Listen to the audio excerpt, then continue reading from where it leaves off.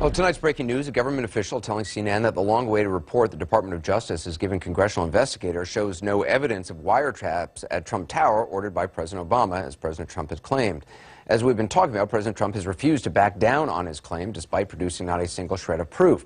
A long list of lawmakers and other officials have repeatedly said they've seen no evidence to support the claim, and yet President Trump hasn't budged. During the campaign, candidate Trump was asked how he felt about admitting mistakes and apologizing. Here's what he told me at a town hall in Milwaukee. You said on the radio right here in Wisconsin the other day that you do apologize and you believe in apologizing. When was the last time you actually apologized for something? Oh, wow.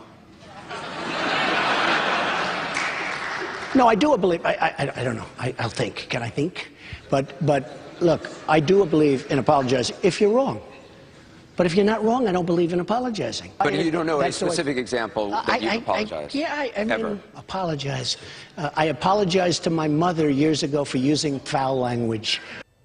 Well, 7 months after that town hall, the Access Hollywood tape surfaced, and we all heard then candidate Trump using some pretty foul language. Hours later, he apologized in this video. I've never said I'm a perfect person, nor pretended to be someone that I'm not. I've said and done things I regret, and the words released today on this more than a decade-old video are one of them. Anyone who knows me knows these words don't reflect who I am. I said it, I was wrong, and I apologize. So, for the record, we know President Trump is capable of saying he's sorry. Joining me now is Alan Dershowitz, Professor Emeritus, Harvard Law School, and author of Electile Dysfunction, a guide for the unaroused voter. Also, CNN contributor Michael D'Antonio, author of The Truth About Trump. Professor Dershowitz, Donald Trump's refusal ever to apologize or admit he was wrong, where do you think that comes from? I mean, a lot of people have pointed to Roy Cohn, who was his attorney, but also who has a fascinating background with McCarthy. Yeah, and I think he was one of Donald Trump's mentors. I got to know Roy Cohn when we worked together on the Klaus von Bülow case. I certainly didn't agree with his politics, but he was a man who never apologized. And the important thing to know about Roy Cohn is, notwithstanding his McCarthyism, he was not an ideological person. What he cared about was personal loyalty, personal success, winning, being on the right side, and never backing down or apologizing. Of course, he ended his life being disbarred. And his general kind of strategy was be on the attack, attack. Always. And it served him very well for most of his career. In the end, when he was dying, if he had been willing to profusely apologize, he might not have been disbarred. But I think he wanted to go down without having to change his philosophy, and I think that helps understand a little bit President Trump. He got to where he is with this philosophy. His success in business, his success in winning the nomination, his success in winning the election. I don't think we're going to see him change much as president. Michael, do you agree with that? I mean, you wrote about him. You've spent time with him as a candidate, as a citizen. I mean, this is a strategy, to Professor Dershowitz's point, that he's been using his whole life and successfully. No, I agree that we shouldn't expect to hear anything different from President Trump.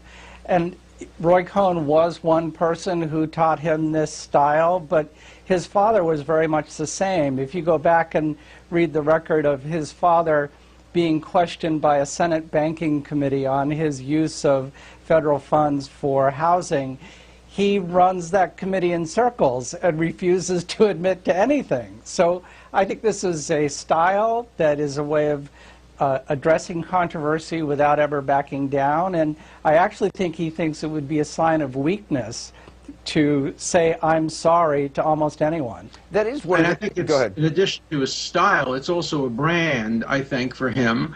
And what I think he's done as president, though, is something a little different.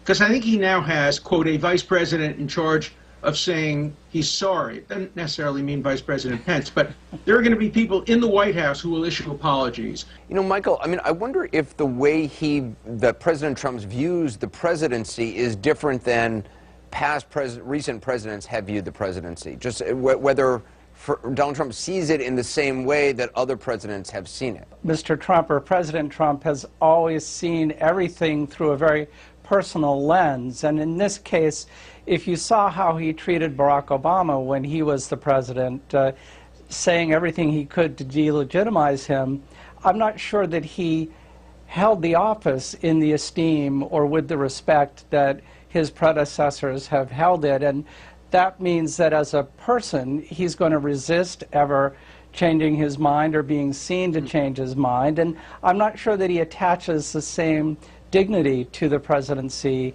as other presidents have. You know, a friend of his told me that Donald Trump may not regard the presidency as a promotion from where he was previously, that he may regard it as simply a kind of parallel job.